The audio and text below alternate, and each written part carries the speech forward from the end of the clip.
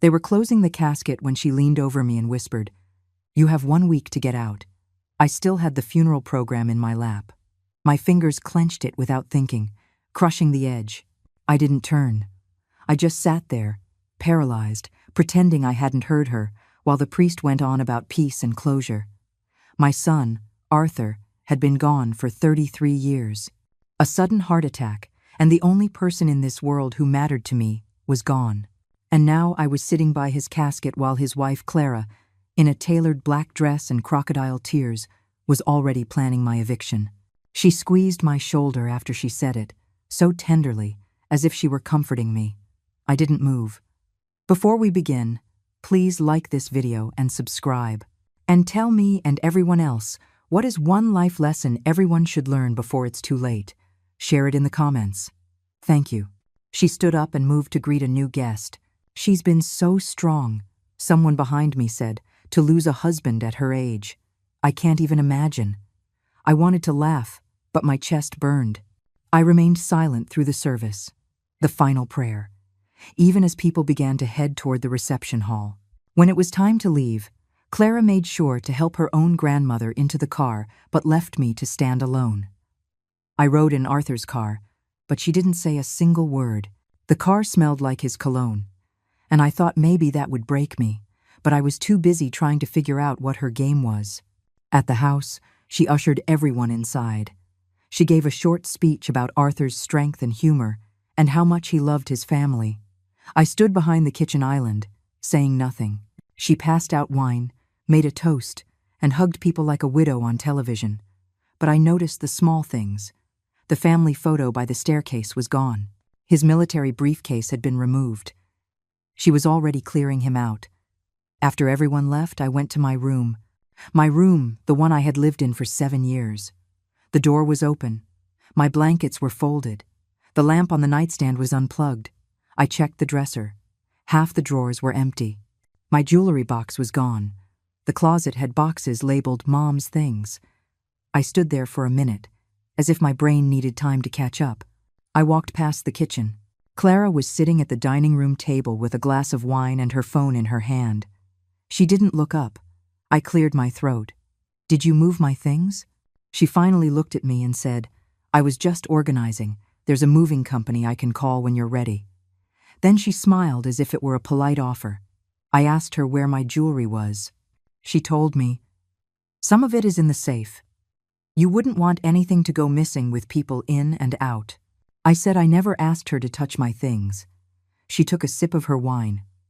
"Arthur and I talked about this," she said. "It's nothing personal. We just assumed you'd want to be back with your sister. I don't have a sister. She knows this." I stared at her. "This is my house." She shrugged. "It was his house. He would have wanted us to have space to grieve." Then she picked up her phone as if I wasn't there. I walked out before I said something foolish. I went back to my room and checked the drawers again, trying to stay calm, trying to think. The box I kept under the bed was gone. I opened the closet and saw a bin marked old documents. I found my folder with old medical records, bank papers, and my passport. I kept digging, my heart racing. I couldn't find the deed, the one with my name on it. The one Arthur insisted we get together when they bought this house, and I helped with the down payment after he lost his job. That paper was supposed to be in this box. I checked it twice. Clara's voice came from down the hall. "Hey, do you want the leftover salad, or should I just toss it?" I didn't answer. My hand was shaking. The deed was gone. The next morning, the kitchen was silent. The smell of coffee already faded by the time I walked in. Clara was at the dining room table, typing on her laptop like it was any other Tuesday. She looked up and said, "Morning," just looking at some quotes for movers. I opened the refrigerator. My named containers were gone, replaced by neatly stacked Tupperware that wasn't mine. "I didn't ask for movers," I said. She smiled without looking up. "Right, but you said you wanted to handle things on your schedule. I thought this might help." She sipped her mug and clicked on something quickly. I went into the living room. My son's old recliner had been replaced by a faux leather armchair. His blanket was folded and tucked behind the television stand like a dog bed. "Where is Arthur's recliner?" I asked. She shrugged. It was old. It didn't fit the room anymore. I stared at her. It's been a week. She looked annoyed now. It's been 9 days. I'm not going to sit in a dead man's chair, Eleanor. That was the first time she'd said my name, as if it meant nothing. I turned and walked out just to breathe. I sat on the porch steps. I took out my phone and called a lawyer Arthur had recommended once when we were updating our wills. The secretary said he could see me that afternoon. I didn't tell Clara where I was going. I just left. The lawyer, Mr. Holt, remembered Arthur immediately. A stand-up guy, he said. My condolences. I told him what was happening. How Clara had told me I had to leave. How my name was on the deed, and how the document had gone missing. He asked how long I'd lived there. 7 years, I told him, since they bought it. He asked if I had a written record of paying the down payment. I told him I used a cashier's check. I still had the receipt. His eyes lit up.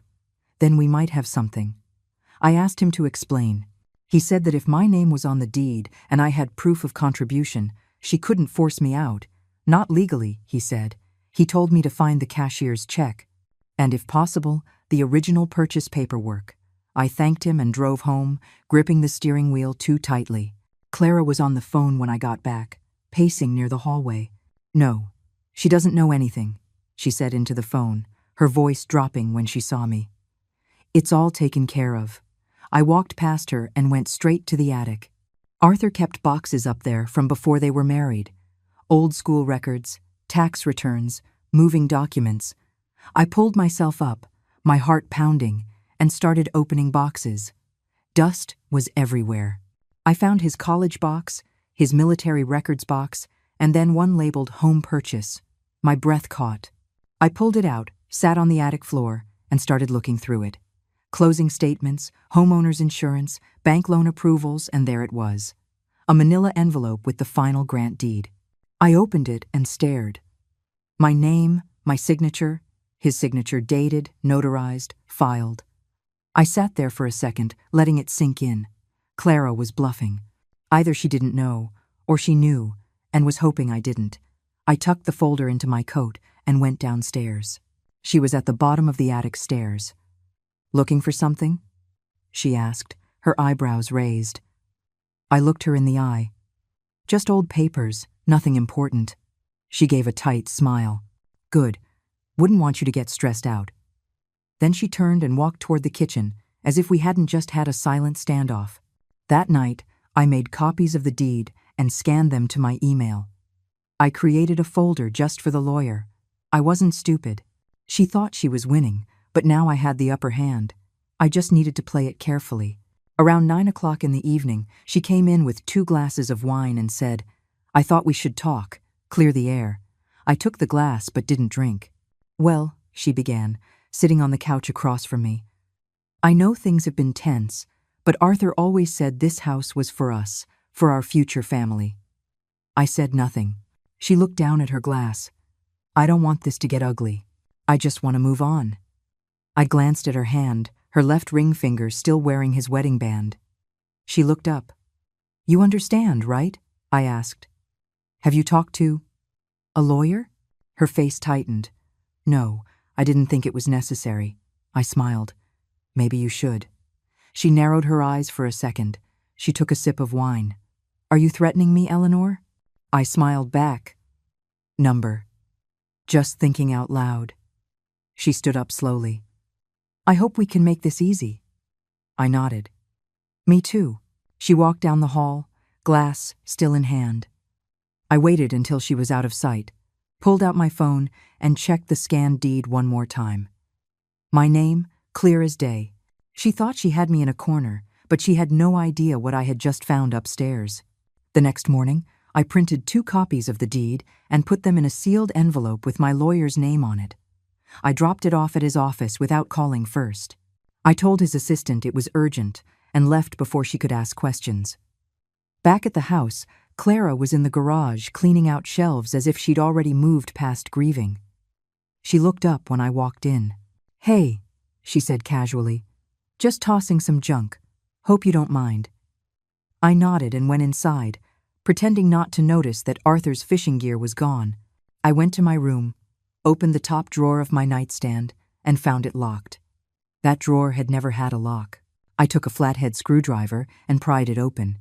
Inside, my prescription bottle was gone, and so was my small envelope of cash. She was sending a message. She wanted me to know I had no privacy anymore. I sat on the bed and breathed through my teeth until the burning in my chest passed. Then I did something I hadn't done since Arthur died. I opened his filing cabinet in the office. In the third drawer down, I found a folder labeled Refinancing Options. Inside were more recent mortgage statements with both of our names on them, dated less than a year ago. That mattered. Clara hadn't been added, not even after the refinance. I took a picture and saved it to the cloud. I heard Clara's voice in the hallway, talking to someone on speakerphone. Yeah, she's still here. I know it's awkward, but she doesn't have any real claim. A pause. No, her name isn't on any of the current bills, utilities, taxes. It's going to be fine. I stepped into the hall and made just enough noise for her to know I'd heard. She turned quickly, her eyes wide. Everything okay? She asked. I told her, you should be very careful what you say in this house. The walls are thin. Then I went back into the kitchen and started making coffee like nothing happened. She didn't bother me for the rest of the day. Around 6 o'clock in the evening, I walked past the living room and saw she'd replaced the family portrait with a landscape print. Mountains, blues, and empty snow, no people. I stared at it longer than I meant to. That night, she ordered Chinese takeout and left my portion in the bag on the counter. No note, no courtesy. I took the food, went to my room, and locked the door from the inside with the wedge I'd kept since last week. I wasn't taking any chances. At 2 o'clock in the morning, I heard footsteps outside my room, slow, deliberate. I got up and pressed my ear to the door. There was no knock, just a pause, and then the footsteps moved away. In the morning, the alarm clock was blinking. The power had gone out for exactly 1 minute. I checked the breaker. All the switches were fine. I didn't say a word to her at breakfast. She offered me coffee like nothing was wrong. I refused, then went back to the lawyer. This time I sat across from Mr. Holt and handed him the pictures, the refinancing documents, and the copies of the deed. He looked through them one by one, nodding. She has no legal standing, he said. Her name is nowhere, and you've contributed financially and residentially for over 7 years. If she tries to evict you, she will lose. I asked if I could file a preemptive claim. He nodded. We'll draft a notice of co-ownership and prepare a legal response to any false claims. If she serves you with anything, we'll fire back immediately. I asked about the risk. He said, only if you lose your documents. Keep them safe and stay calm. I drove home with a new kind of silence in my chest. Not grief or fear, but focus. When I walked in, Clara was folding laundry on the sofa. She looked up and asked, "Did you go somewhere?" I told her, "Just needed some fresh air." She raised an eyebrow. "You seem awfully sure of yourself all of a sudden." I smiled and said, "I just remembered something important." She stared at me for a second, then said, "Well, I hope it doesn't complicate things." I opened the fridge and saw that my labeled food was back, the same handwriting. That night I heard her talking on the phone again in the guest room. Yeah, she's acting strange. I might have to move up the timeline. Another pause. If she finds that file, we're screwed. She didn't know I already had it. She didn't know the file was already with a lawyer, but now I was certain she was hiding something bigger than just a property dispute, and I was about to find out what. 3 days later, Clara hosted what she called a grieving gathering for Arthur's friends and coworkers. Something she announced casually over coffee, like it was a birthday brunch. Just a little closure, she said, pouring almond milk into her mug and ignoring the second one she'd set out next to it. She didn't ask for my help with the arrangements, which was fine.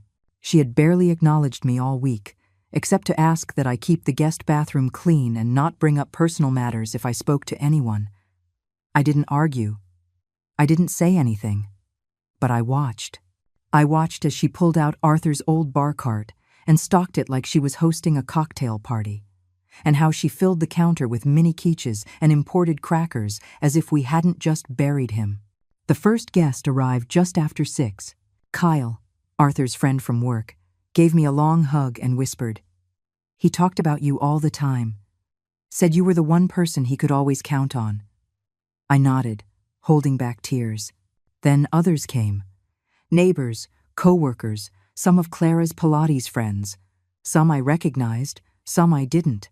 Clara floated around the room like a gracious hostess, wine glass in hand, giving short speeches about Arthur's generosity and light.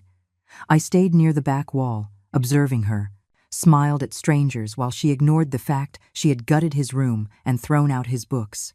At one point, someone asked me how I was holding up. I said, "As well as can be expected, considering I still live here." The woman looked confused. I added, "Arthur and I co-owned the house. Clara is managing things now, but I'm still living here." Her eyebrows shot up. "Oh, I thought she said it was hers." I smiled politely. "Easy mistake." I saw Clara watching me from across the room. Her face was still smiling, but her eyes had changed tight and searching. She made her way over when things quieted down and said, "Can I talk to you for a moment?" I followed her into the hall. She closed the door behind us. "Are you trying to start something?" I said. I answered a question honestly. She took a step closer. "Don't play cute, Eleanor. These people don't need to know about paperwork." I crossed my arms. She stopped lying. She glared at me, then composed herself. "Look, this is delicate. These are people who cared about Arthur. They're here to support me." I said, "Then you might not want to serve wine in the house you're trying to erase him from." Her face flushed. "If you don't want to be here, you can leave." I smiled. "Oh, I'm not going anywhere." She moved closer, whispering just like she did at the funeral. "You think you're clever, Eleanor, but you have no idea how this works. I will make sure you regret staying." Then she walked back out with the same polite expression and greeted the next guest as if we hadn't just threatened each other in the hallway. For the rest of the night, I stayed quiet. I watched. I listened. I noticed one guest, a man in his 40s with a shaved head and a designer coat, staring at me as if trying to place me. He spoke briefly with Clara near the hallway and left early. Something about the way he moved cautious and low-key struck me. After everyone left, Clara cleaned up in silence. I didn't offer to help. She didn't ask. At midnight, I walked past the guest room and saw a manila folder in her open purse. It wasn't there before. I went back to my room, grabbed my phone, and took a silent picture through the crack in her door. The folder read, "Dr. B copies, Plan B." Later that night, I waited until I heard her in the shower. Then I slipped into the hall and opened the bag. Inside, there were several folders. One was for the house closing, and another was labeled E-Signatures 2023. I didn't take anything, I just took pictures. One file contained a screenshot of a will with a digital signature I didn't recognize. The bottom corner read, "Filed March 4th. Arthur passed away on February 2nd. He hadn't signed anything in March." I stood there, my breath frozen as the water shut off. I moved fast, closed her bag, went back to my room, and waited in silence as she walked past my hall, humming, wrapped in a robe. My hands were still shaking, but now I had more than just a deed. I had proof she was trying to take control. Something much bigger was happening, and tomorrow I was going to dig even deeper into what the E-Signatures 2023 were supposed to cover. The next morning, I woke to the sound of crying in the kitchen. Not loud sobs, but a delicate, quiet weeping that was meant to be overheard. And when I walked in, Clara was standing by the sink in her robe, a tissue crumpled in her hand, staring out the window like she was in a soap opera. But as soon as she saw me, she turned and wiped under her eyes with the back of her hand, forcing a smile as if she were being brave for someone, and said, "Sorry, it just hits me all over again sometimes." And then she put a hand on her stomach, not dramatically, but just enough for me to notice. I froze because this was new. She looked up and said quietly, "I didn't want to say anything until I was sure. I'm pregnant, Eleanor." And for 5 seconds, I couldn't speak. I couldn't move, because it made no sense. Not after everything I had seen, and not with the timing. I asked, "How far along are you?" And she answered quickly, 8 weeks, maybe 9. And that's what clinched it, Because Arthur had been gone for 10 weeks. I just stared at her, trying not to show the alarm ripping through my chest as she walked over and placed the sonogram picture on the table like it was a trump card. I picked it up, turned it slowly, and looked at the corner, her name, the clinic, and the date stamped in black ink. Not from 10 weeks ago, but from 4. And I knew right then that the pregnancy had nothing to do with Arthur. It had everything to do with control. And she said, "I used a donor. Arthur and I had talked about it, just in case. He wanted me to have a piece of him." And I knew, in that instant, it was a lie. That Arthur would have told me something that big. I looked at her and said nothing. I just handed the picture back without a reaction.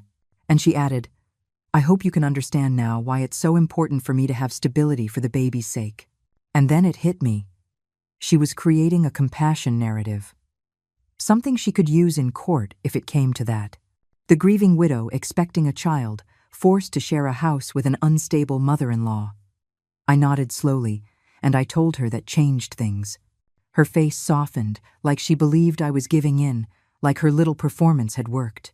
But as soon as she left the room, I grabbed my phone, pulled up the picture I'd taken of the document in her purse, and compared the sonogram date to the file date. They were 4 days apart, both from the same week, both planted as evidence. I forwarded them to Mr. Holt with a short message. "We need to talk."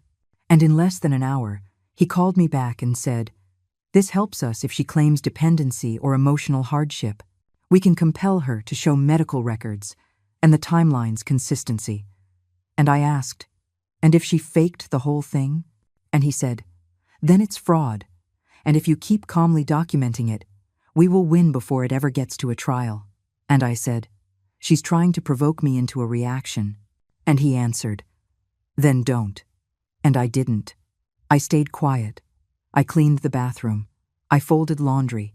I smiled when she made comments like, "This baby is going to need a lot of space," or "It's going to be hard raising a child in a hostile environment." And every time she looked at me, it was like she was calculating how close I was to snapping. I just nodded and kept quiet until that Friday, when an envelope was slid under my door, a manila folder, with a 48-hour urgent notice typed on it. And inside was a typed-up document, clearly not filed with any court, stating I had 48 hours to vacate the property due to emotional instability and personal threats. I stood there staring at it, my heart pounding, not out of fear, but out of the sheer clumsiness of her handing me a lie I could disprove with a single email.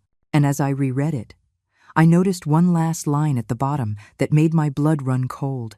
If I did not leave, law enforcement would be involved, and she could file a claim for elder abuse. And that was it. That was the card she decided to play. She was going to frame me as a dangerous old woman in court, unstable and violent, even though I'd done nothing but make toast and fold towels. And now she was forcing a move, creating a panic, hoping I'd run before I fought back. And I knew what I had to do. I had to stop waiting for her to cross the line, because she already had. I didn't say a word after I read that fake eviction notice. I just folded it slowly, put it in a new folder with the other documents Clara had conveniently gifted me over the past 2 weeks. And I went straight to Mr. Holt's office. No appointment, no delay. Because this wasn't about defending my right to live in the house anymore. It was about dismantling the fantasy world she was trying to build. And when I sat across from him and handed him the newest file, his eyes scanned down to the last line, and he actually chuckled, not out of amusement, but disbelief, and said, "She's threatening you with elder abuse charges, while you're the one being emotionally harassed, documented, and financially manipulated." And I told him everything: the fake pregnancy timeline, the IVF clinic tag, the donor date, the doctored photos, the phone calls I overheard at night, and the conversations I baited her into without ever raising my voice. And he said, "We're past civil conflict now. This is pre-fraud litigation territory, and if she's altered financial documents or used your identity in any way, we could be looking at criminal charges." I asked him, "What's the fastest way to prove it?" He replied, "We request a subpoena for discovery on her digital records, emails, text logs, medical submissions, and bank data." I asked, "Will a judge grant it?" He answered, "If we show the falsified eviction, the pregnancy inconsistency, and the misrepresentation of the property deed, all documented, we don't just have a case, We have leverage.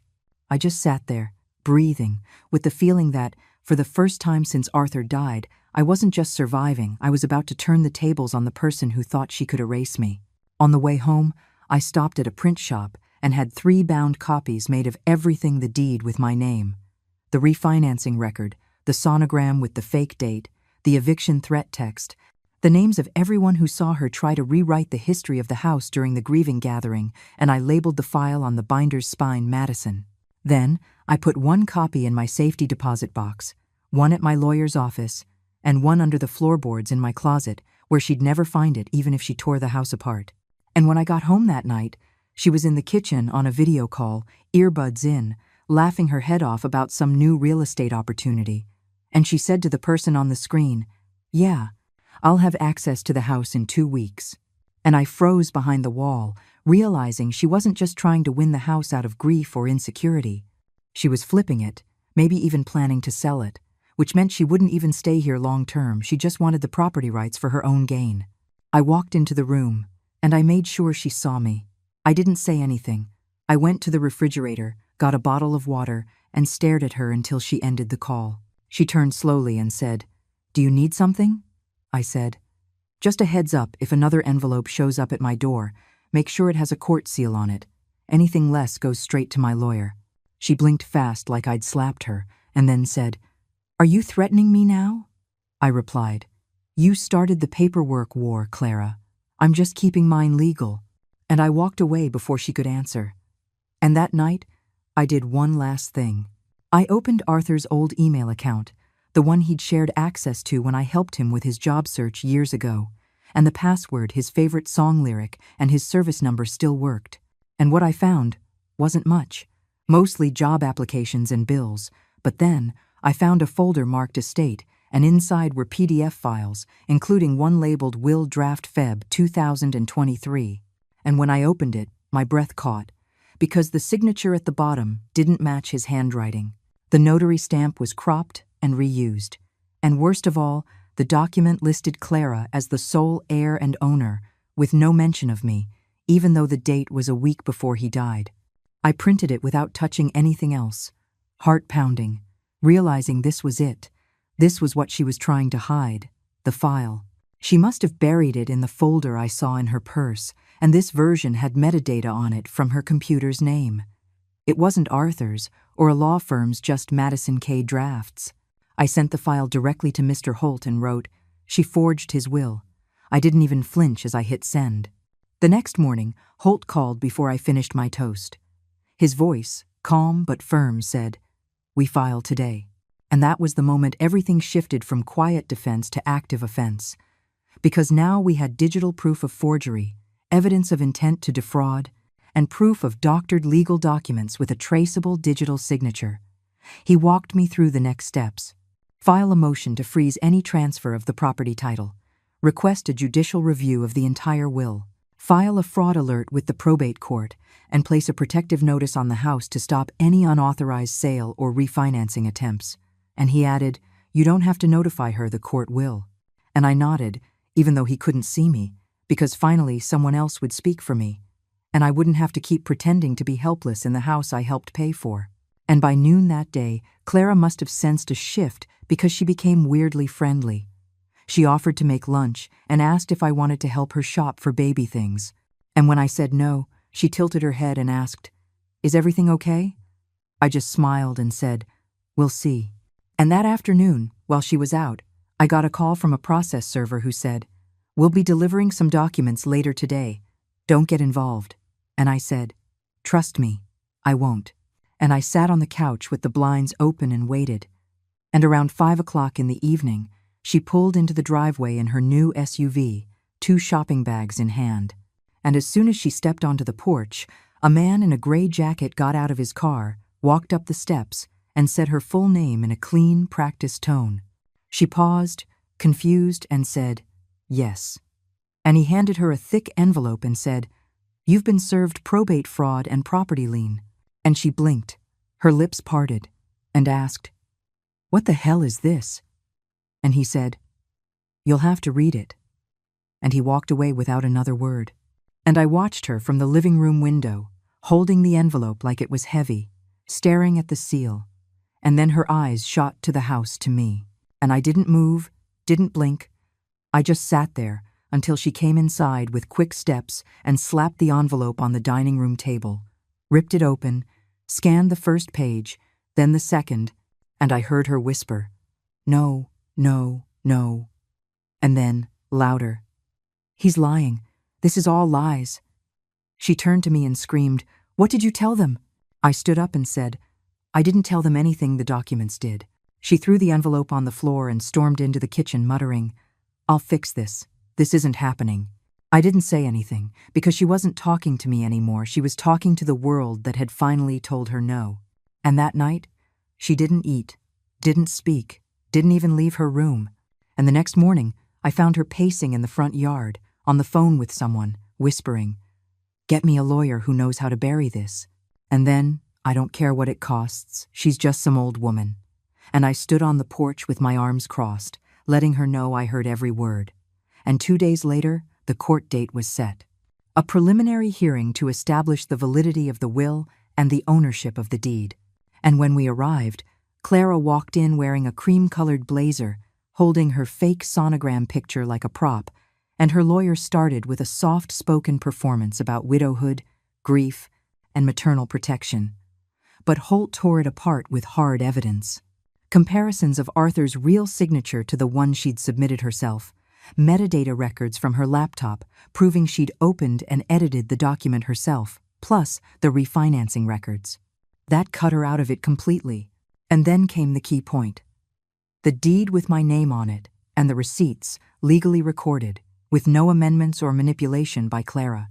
And when Holt said, "Your Honor, my client has been a co-owner of this property since day one," the judge leaned forward, reviewed the file, and said, "Counselor, this is crystal clear." I watched Clara's posture crumble, her shoulders sinking and her mouth tightening, like she wanted to scream but couldn't. And then the judge said, "The temporary freeze on the property is lifted. Miss Allen retains co-ownership, legally. All eviction claims are void. As for the will, that is subject to a fraud investigation." Clara's lawyer whispered something fast, and she looked at him like he'd betrayed her. And I just stood there firm, silent, strong, because this wasn't a victory. It was just the truth finally being said out loud. On the way out of the courtroom, Holt turned to me and said, "Now we see if she fights it or packs her bags." As I got into my car, I checked my phone. I saw an email from the court system confirming the full property ownership recognition. I smiled, not out of spite, but relief, because she could spin stories and fake photos all she wanted. But now the law knew who she really was. The house was too quiet the next morning, not peaceful, but charged, like the silence before a storm. And when I walked into the kitchen, Clara was already there, dressed in black, like she was going to another funeral, sitting at the table with her coffee untouched, and a notepad in front of her full of names and phone numbers. And she didn't look up when I came in, just said, "You think you've won?" I poured my coffee without answering, letting her fill the silence with her own unraveling. And she went on, "You think just because you got some judge to believe your story that this is over?" And I finally turned and said, "It wasn't a story, Clara, it was the law." And that got her, because she stood up so fast, the chair shrieked against the tile, and she said, "You can't just steal everything from me." And I looked her dead in the eye and said, "You tried to erase me from a house I helped build, from a life I was always a part of, and you used a fake will and a fake pregnancy to do it." She froze, her mouth open, and tried to pivot, saying, "I was grieving, but I didn't buy it, not anymore, because the drama was dead and we both knew it." And I said, "Get your things. I'm showing you the same respect you never showed me. I'm still not calling the sheriff." Her mouth opened like she was going to scream, but she snapped it shut, grabbed her phone, and stormed out of the house. I sat down and sipped my coffee, finally tasting it without fear in my throat. And for the next few hours, the house stayed quiet, not just on the surface, but inside me, like the first breath after months underwater. I went into Arthur's old room, closed the door, and sat on the edge of the bed, looking at the empty bookshelf, the walls he painted himself.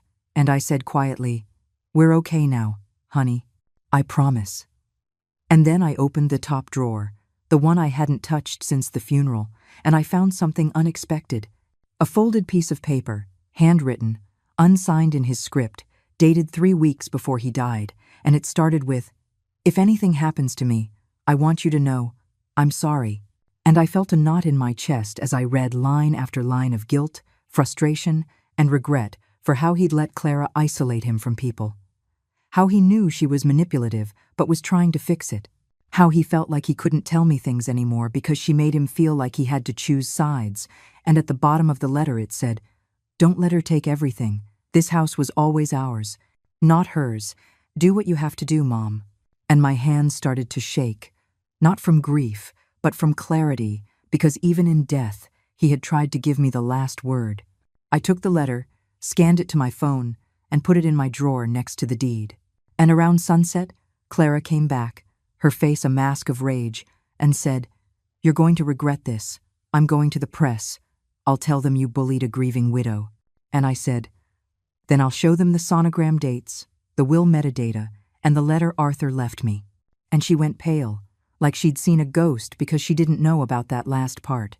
And she whispered, "You're bluffing." And I said, "Try me." And she turned and left, slamming the door so hard a picture frame fell off the hallway wall. And I didn't even flinch. I just picked up the frame, put it back, and made dinner like it was any other night. And while the pasta boiled, I texted Holt, "Found a personal letter that reinforces motive, will forward." And he replied in seconds, "Send that bulletproof." And that night, for the first time in months, I slept with the window open, no door wedge, no spare key under my pillow, just silence and fresh air.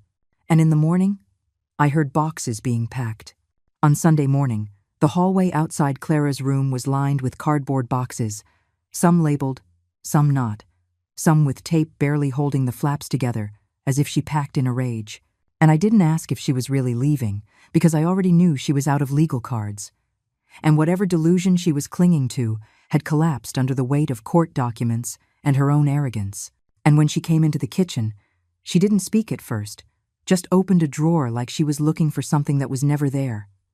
She finally turned to me and said, "I'll be out by Friday." I nodded. No smile, no sarcasm, just calm, like it was a logistics meeting and not the end of a month-long war. And she added, "You can have your house back."